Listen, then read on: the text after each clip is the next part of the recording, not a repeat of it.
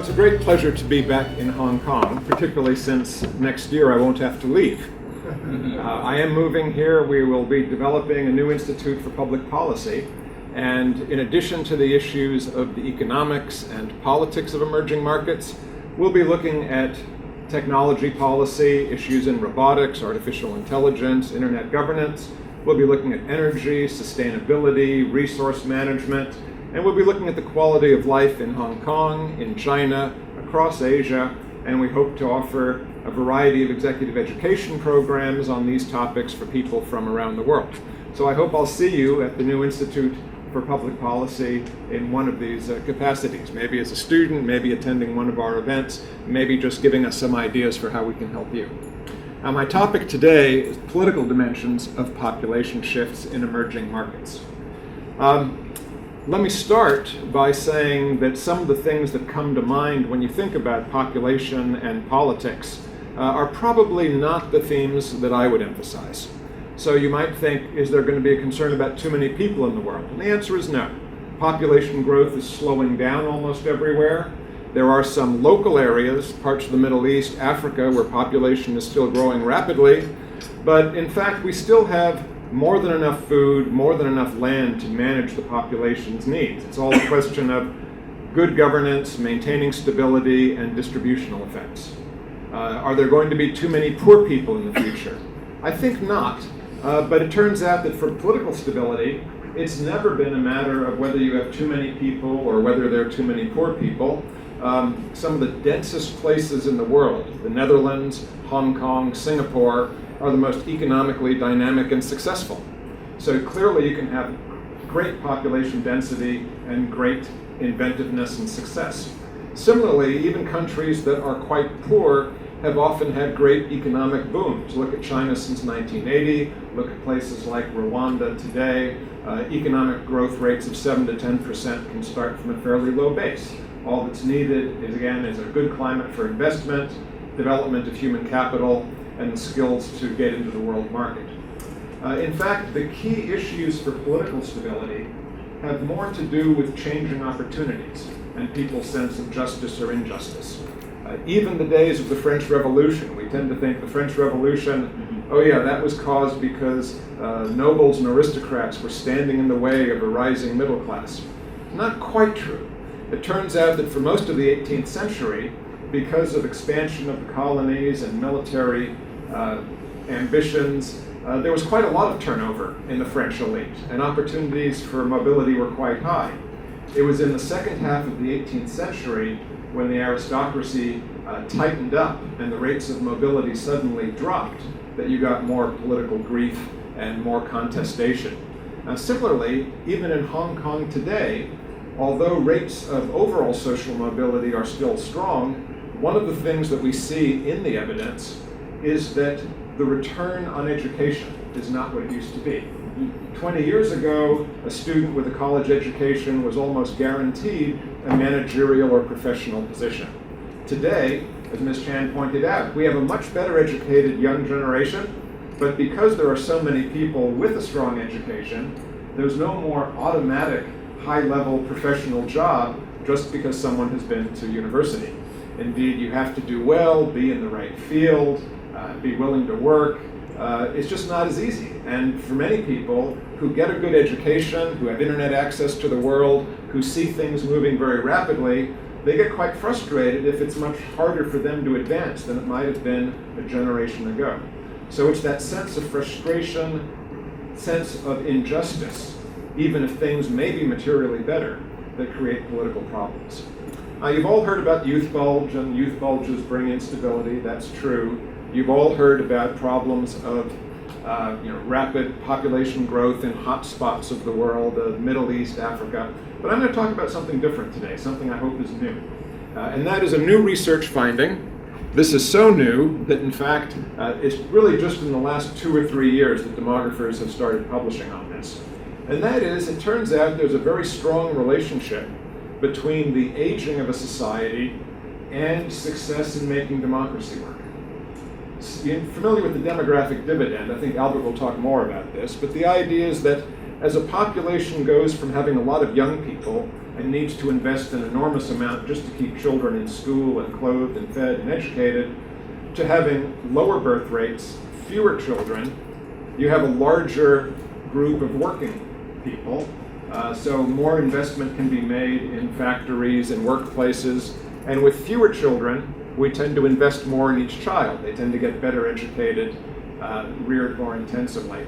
And so as you move through this demographic phase of going from a lot of children to fewer children, the economy tends to benefit from having more workers and better educated young people, and this brings economic growth. There actually turns out to be something quite similar for democracy. So what this graph shows, the age structural relationship between the median age, that is the age at which half the population is younger than this number, half the population is older, and democracy. This is from the work of a friend of mine, Richard Sincata, just published this figure this year. And as I said, the research is very recent.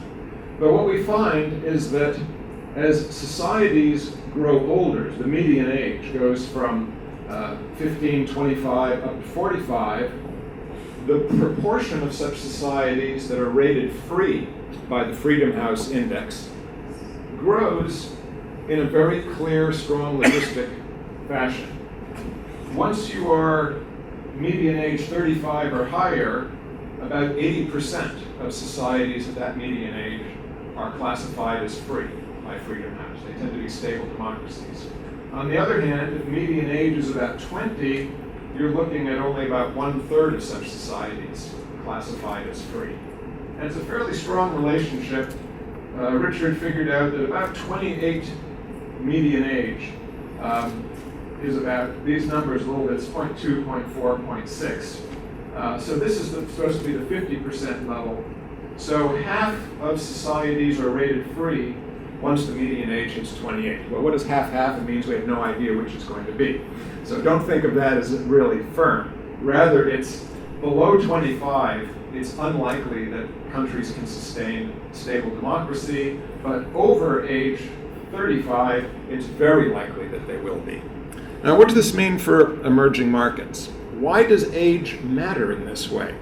Well, to be sure, this is new research, we're still digging into it, but certainly education grows with higher median age. Countries with fewer children tend to educate their children to higher levels. So countries with a lot of children, often they're still focused on providing primary education, and that's enough for them to keep up. Far fewer children have secondary or higher education. But once the birth rate drops and families have 1 or 2 children, they try and send at least one of those kids to college. And so you have college rates getting up to 30, 40, 50% in countries that have gone through the demographic transition and started to age. The demographic dividend that I referred to also provides more resources for society to invest in education. It's labor intensive and property intensive to build schools and educate people. So getting everyone through secondary education, getting 1/3 or more of your population into college requires resources. It helps to have a large working population and fewer children to do that. We also know that smaller youth cohorts generally mean less political agitation and less violence. There's a very strong relationship historically between countries that have very large surging youth populations and the diversion of a substantial part of the young population into opposition, even radical groups. So as countries have higher median age, politics tends to calm down, people can make stable investments, there's less protest, and things move forward. Finally, when there's less dependence on family and extended family networks or clans, and more dependence on a reliable state, people tend to have greater trust in impersonal institutions. So if you know that you can get your food from the markets, you know that you can find a tailor, you know that you can find a decent school, you know you can purchase automobile or life insurance, you know that the government is going to provide support for education or pension, you're pretty autonomous. And if you have enough education that you can manage your own life, you tend to be desirous of the type of freedom that democracy provides. You tend to be anxious about people providing control over your life. You'd rather make your own decisions.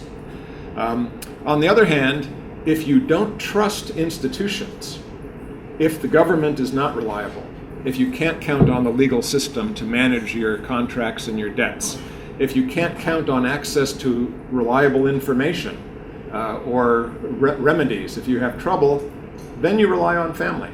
And if you rely on family, you tend to invest in having more children. So one of the signs that a society is moving toward the ability to rely on markets and government and impersonal institutions, the ability to have complex markets, to maintain democratic institutions that require a lot of trust and cooperation to operate, fewer children is a sign that that trust is being achieved. So that's one of the reasons we see the strong relationship between societies that are quite high in median age, that is, they've had fewer children for a long time. That suggests that trust has been established some time ago. Now, emerging markets differ greatly nowadays on the median age. We think of the BRICS, put them together in a classification. We think of emerging markets as developing countries with median income and middle-level economies. But in age, they differ quite a bit. So Brazil already has achieved low fertility. It's well into its demographic dividend. Fertility has dropped. And by 2030, Brazil will be well into the point where democracy should be stable. At the moment, as you know, democracy, and I see you're shaking your head, at the moment, Brazil is kind of in that middle area. It has a democracy, but it's obviously having a lot of hiccups. Even now, the government is under a lot of stress. They're still fighting over the degree of entrenched local corruption. There were quite large demonstrations from the middle class about spending on the World Cup. People felt they were not getting enough out of the government. Too much was being spent according to government whims. But I'm fairly confident that in another few years, Brazil's society should continue to move forward and deepen and strengthen its democracy. Russia, you'd see, is at an age where you would have expected democracy to have become settled by now. Obviously, it hasn't. Well, one of the things that works against this demographic trend is insecurity.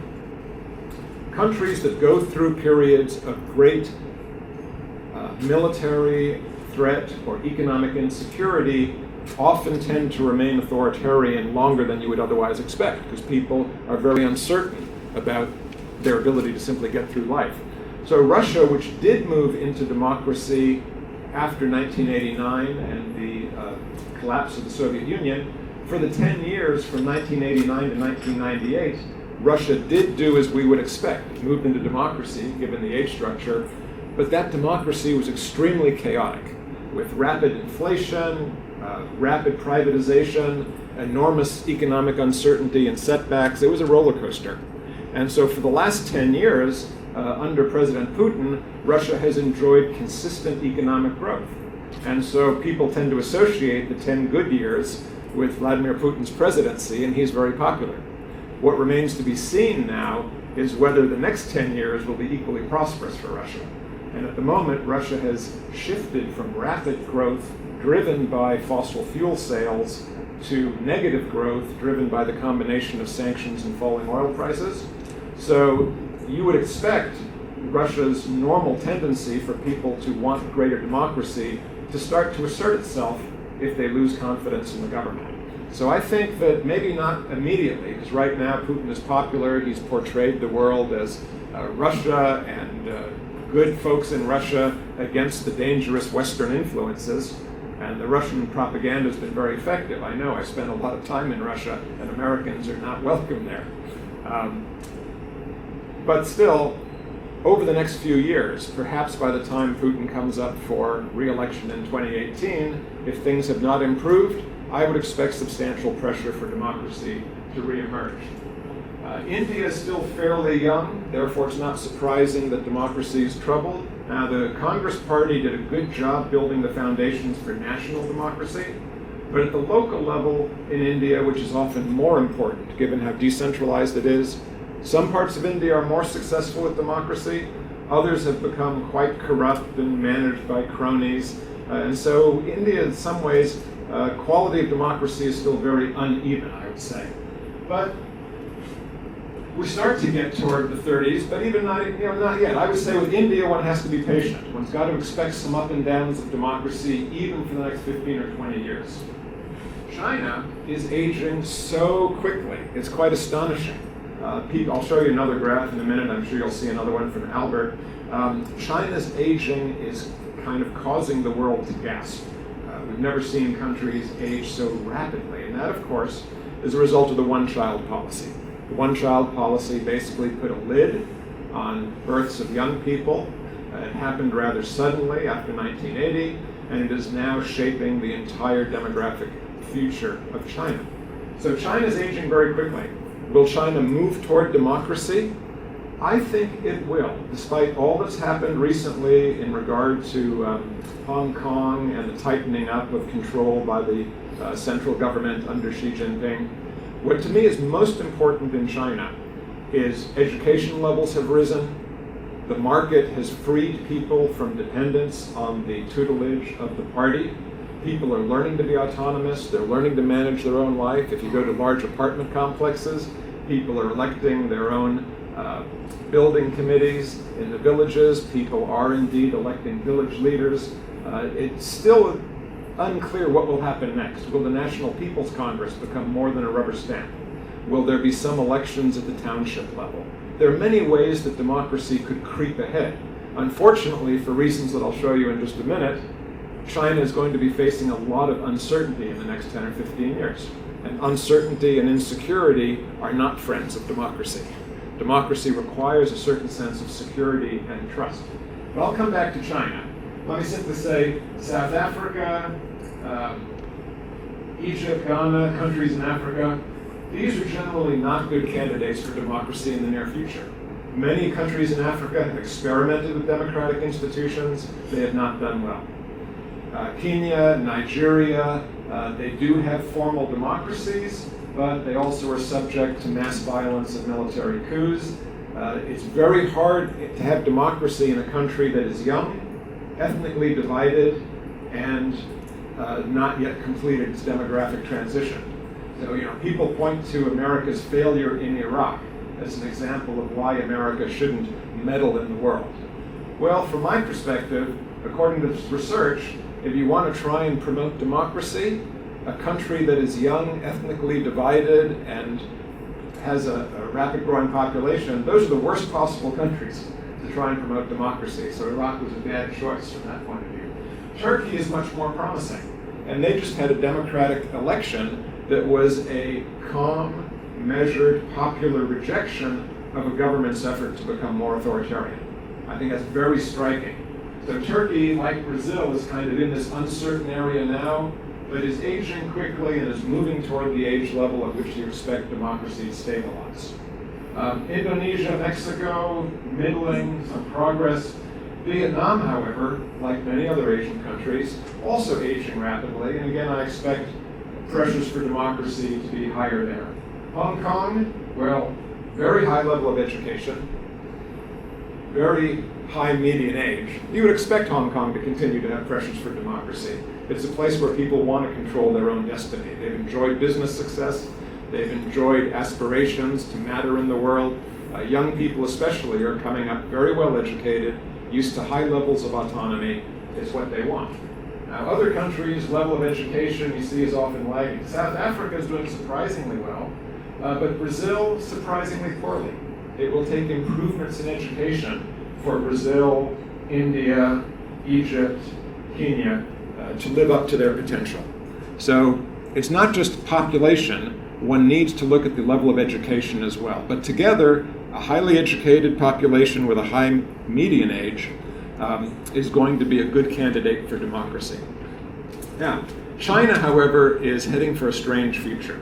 I'll say this something as an introduction to Albert's talk. Here's the population aged 15 to 24 in China. It's in the process now of dropping from about 190 to 160 million. Bang. That is going to be a huge drop in the available labor force. It is going to create short-term problems in the economy.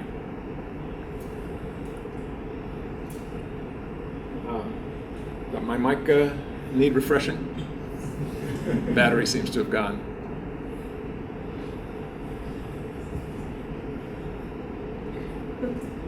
Okay, back online. Population will recover a little bit, but will still start to tail off toward the middle of the century. On the other hand, look at this difference, all right?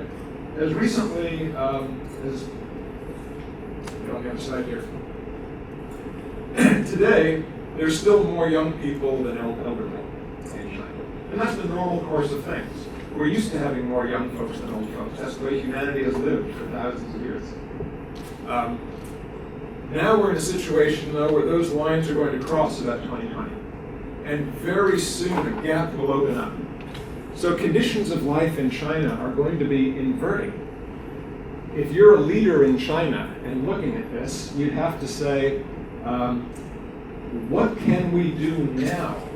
What can we do in the next 10 years before the number of elderly starts to be a huge constraint on our budget and before the number of young people drops off?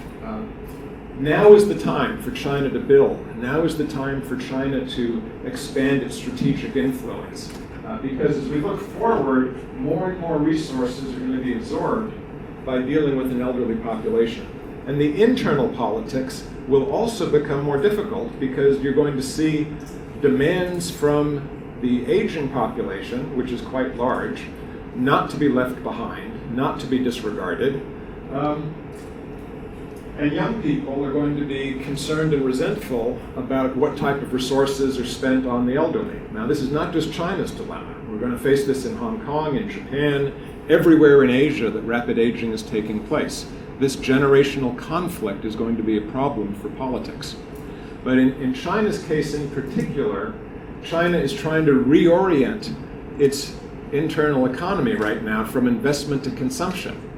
How do you have a consumption-driven economy when you have an increasing percentage of elderly people who are mainly going to be consuming, if anything, medical services, but generally they'll be spending less money than a prime age population, and these older folks are going to be keeping savings rates high because this whole generation that's going to be aging over the next 20 or 30 years, right now when they're in their 40s and 50s, they are going to be saving for the retirement to come.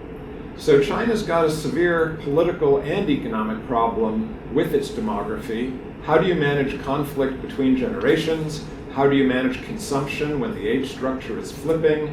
And how do you keep leadership in a society that has acquired high education, a great deal of autonomy, high expectations among young people? And I will leave this to my distinguished follower, Albert, to give you more detail on what the economic challenges are and how China is going to face them.